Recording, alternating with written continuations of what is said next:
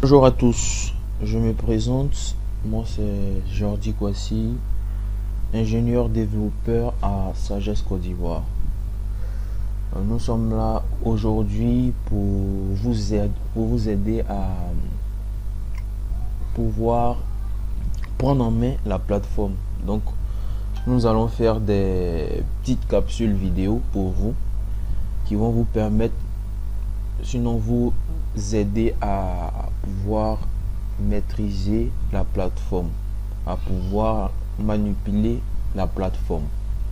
Ok, du coup les vidéos seront pas très longues, nous allons les faire en séquence parce que l'expérience nous a montré que une vidéo assez longue est difficile, enfin on n'arrive pas à se concentrer sur une vidéo qui est assez longue.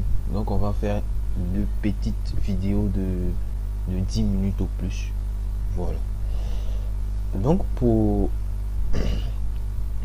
commencer, vous allez ouvrir votre navigateur pour tenter d'accéder à la plateforme de la chaire. Donc la plateforme destinée au e-learning. Et pour ce faire, vous allez taper chaireinesco.com comme moi, vous voyez, chaireinesco de 6 e-learning.com et vous appuyez sur entrée. Lorsque vous faites, vous allez accéder à cette page. Voilà, donc ici nous sommes sur le portail d'accueil de la plateforme e-learning et vous verrez deux boutons, inscription et connexion. Et là, en fonction maintenant de votre statut sur la plateforme, vous ferez l'une des actions suivantes, à savoir si vous êtes comment on pourrait dire ça, un étudiant et que vous venez pour la première fois sur la plateforme, je pense que vous n'êtes pas encore inscrit. Et donc c'est sur le bouton inscription. Et là, vous verrez des fiches de renseignements et les dossiers de candidature. Vous cliquez ici ou là pour pouvoir avoir plus de détails. Voilà. Comment faire pour pouvoir s'inscrire à la chaire. Et c'est lorsque vous allez terminer votre inscription que vous aurez un profil qui vous sera attribué. Et dans ce profil là, il y aura le nom d'utilisateur et le mot de passe. Information capitale pour pouvoir se connecter à la chaire. Et pour tous ceux qui ont déjà leurs accès, le bouton inscription vous n'avez pas besoin de cliquer sur le bouton inscription, mais plutôt sur le bouton connexion.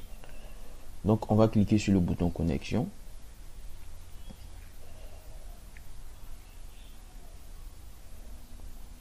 Lorsqu'on clique sur le bouton connexion, nous accédons maintenant à la page d'authentification.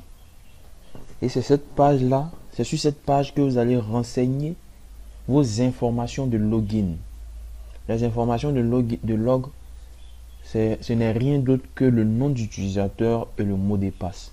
C'est à partir de ces informations que le système va vous attribuer certains droits en fonction du statut que vous occupez sur la plateforme.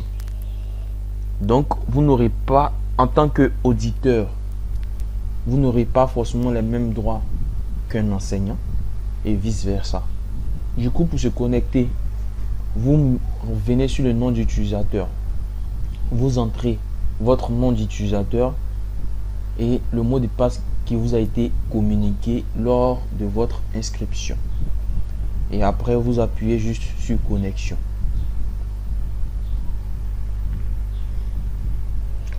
Vous appuyez sur connexion. Voilà.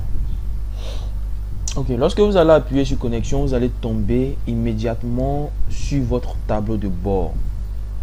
Que vous soyez, comment on pourrait dire ça, auditeur ou enseignant, vous aurez ce tableau de bord là qui va se présenter à vous. Et le tableau de bord va vous permettre d'avoir un aperçu de tous vos cours. Donc en tant qu'auditeur, tous les cours auxquels vous êtes inscrit, les cours qui ont été consultés récemment, ici, vous les verrez ici. Vous aurez une vue d'ensemble de tous vos cours là. Donc à savoir les cours qui ont été programmés actuellement, les cours qui sont passés et les cours à venir. Voilà.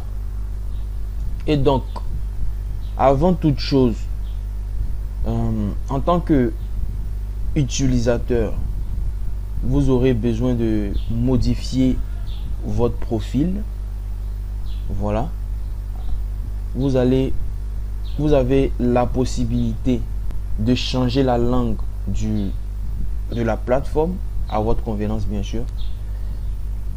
Donc la plateforme elle est bilingue, elle supporte l'anglais et le français. Donc en fonction de l'une des options choisies, vous allez basculer entre le français et l'anglais.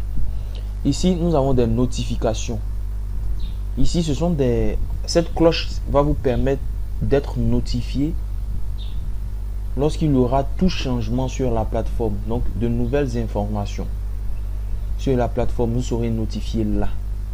Pour l'auditeur, lorsqu'il y aura des événements clés comme comment je pourrais dire ça, un devoir qui a été programmé, vous aurez des notifications par mail et sur la plateforme. Ici c'est un outil d'échange. Voilà, ici vous avez la possibilité de chatter avec les participants, sinon avec les utilisateurs de la plateforme. Et là vous avez votre profil. Ici vous avez la possibilité de joindre à ce profil là une photo. Vous avez la possibilité de voir vos messages personnels. Vous avez la possibilité de voir vos notes en tant qu'auditeur. Vous avez la possibilité de modifier votre profil. Et je pense qu'on va aller directement là. Donc vous cliquez sur profil. Lorsque vous êtes sur profil, vous verrez votre nom, votre adresse de courriel, votre pays d'origine, la ville. Si ces informations ne sont pas correctes ou que vous voulez les actualiser, vous allez voir un boulon. Donc cette icône là, vous cliquez là-dessus, vous mettez modifier le profil. Vous voyez ici, on peut modifier le profil, on peut changer le mot de passe. Pourquoi changer le mot de passe? Parce que généralement, lorsque vous vous connectez pour la première fois, c'est un mot de passe générique qu'on vous donne. Donc vous avez la possibilité de le modifier à votre guise. Voilà. Pour plus de sécurité, même on demande à tout utilisateur qui se connecte pour la première fois de prendre la peine de modifier son mot de passe. Ok. Donc pour modifier le mot de passe, c'est simple. Vous venez dans changer le mot de passe. Ils vont vous demander d'entrer le mot de passe actuel. Donc le mot de passe actuel, c'est le mot de passe qui vous a été communiqué lors de votre inscription. Voilà, par l'administrateur. Donc vous le mettez et après vous mettez le nouveau mot de passe et vous mettez encore le nouveau mot de passe pour confirmer que c'est véritablement ce nouveau mot de passe que vous voulez. Et après vous appuyez sur enregistrer. Mais n'oubliez pas que pour constituer un mot de passe, il y a des mesures à prendre ici. Parce qu'un mot de passe trop simple peut être facilement craquable par les hackers. Parce que faudrait pas qu'on oublie qu'on est sur Internet. Et trop de sécurité n'est pas mauvais.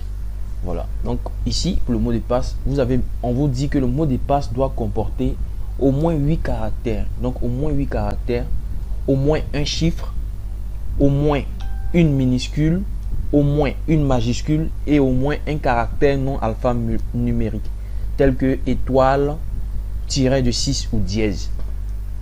Ce sont des mesures de sécurité. Plus le mot de passe comporte plusieurs types de caractères, plus il est difficile pour un hacker de le craquer. Voilà, donc vous devez respecter cette logique là pour pouvoir modifier votre mot de passe. Lorsque vous avez terminé de le modifier, vous tapez sur enregistrer et votre mot de passe sera actualisé. Ok, donc pour modifier maintenant le profil, c'est simple. Ajoutez par exemple une photo ici. Vous venez dans modifier le profil là. Vous verrez votre nom d'utilisateur, votre prénom. Vous pourrez le modifier, votre nom, votre adresse de courriel. C'est l'adresse de courriel, vous devez le retenir parce que c'est cette adresse là même qui va vous permettre de réinitialiser votre mot de passe lorsque vous l'aurez oublié en fait. Et il y a d'autres informations. Donc vous rentrez la ville, vous choisissez un pays. Ce qui est important, c'est le fuseau horaire, ne l'oubliez pas. Si vous êtes à Abidjan, vous choisissez Afrique Abidjan. Si vous êtes aux États-Unis, vous choisissez États-Unis, vous choisissez votre état. Pourquoi? Parce que en fait, le système va utiliser ce fuseau horaire là pour s'adapter avec en fait le fuseau horaire de l'enseignant. Je m'explique. On suppose que l'enseignant se trouve à Abidjan et vous êtes aux États-Unis. On n'est pas calé sur le même fuseau horaire. Du coup, si l'enseignant, en faisant son cours, lui, il a prévu un devoir à 8h00, heure Abidjan. Je pense que lorsqu'il est 8h ici, il n'est pas forcément 8h aux États-Unis. Vous convenez avec moi. Donc, si vous n'avez pas mis le fuseau horaire de votre pays, vous serez informé en retard. Et je pense que vous n'allez même pas pouvoir, comment on pourrait le dire, pouvoir participer à ce test-là. Vous comprenez? Du coup, il est très important de mettre le fuseau horaire du pays dans lequel vous vous trouvez. Ça, c'est très important. N'oubliez pas ça. La description, ça, c'est juste une petite biographie de vous. Si vous voulez le faire, ça, c'est plus pour les enseignants. Vous voulez vous présenter, vous pouvez le faire brièvement. Ici, ça, ce sont des outils qui vous permettent de formater le test que vous entrez. Voilà. Donc ici, c'est un peu comme Word. C'est un peu comme Word. Voilà. Pour avoir plus d'options, vous avez qu'à cliquer là. Ici. Voilà. Et l'avatar, c'est le petit bonhomme là. Donc c'est là que vous mettez maintenant l'image que vous voulez voir affichée sur votre profil. Donc pour ajouter une image, c'est simple. Vous cliquez là. Vous faites choisir un fichier. Et là, vous partez chercher l'image que vous souhaitez avoir. Bon, moi, je vais prendre une image. Je vais prendre par exemple ça. Voilà. Et là, voilà, vous voyez que l'image est ici. Vous mettez déposer le fichier. Vous allez voir qu'il y aura un petit chargement qui va se faire. Vous patientez. Voilà, et l'image est déposée. Quand vous avez terminé toutes vos modifications, vous appuyez enregistrer le profil. Avant d'enregistrer, assurez-vous que toutes les cases qui ont été marquées par ce petit point rouge là sont des champs requis. Ces champs là ne peuvent pas rester vides, à savoir prénom, nom, adresse courriel. Vous voyez ça. Donc vous devez forcément renseigner quelque chose. Sans quoi, lorsque vous allez appuyer sur enregistrer, ça ne va pas. Enfin, le système va rejeter. Ok, le nom d'utilisateur doit être entièrement en caractère bas de casse. Ok, donc on va revenir là-dessus rapidement. Vous voyez que le système me dit que j'ai mal renseigné quelque chose. Donc je reviens rapidement modifier le profil. Je change mon mot de passe, mon nom d'utilisateur en bas de casse, donc en petit caractère. Et là, je vais redéposer mon fichier assez rapidement. Choisir un fichier. Et bon, moi je prends ça. Je vais prendre ça. Je vais déposer le fichier. Voilà. Et là, je vais mettre enregistrer. Et là, ce nom d'utilisateur existe déjà. Oh oui. Ok. Pour vous, je vais modifier 11 pour enregistrer le profil. Et vous verrez que voilà, immédiatement il a accepté. Immédiatement, l'icône ici a changé avec mon image. Ok.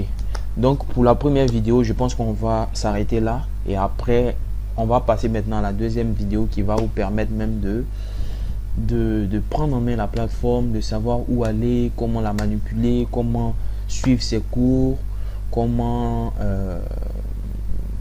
animer son cours pour l'enseignant et autres. Merci et à tout à l'heure.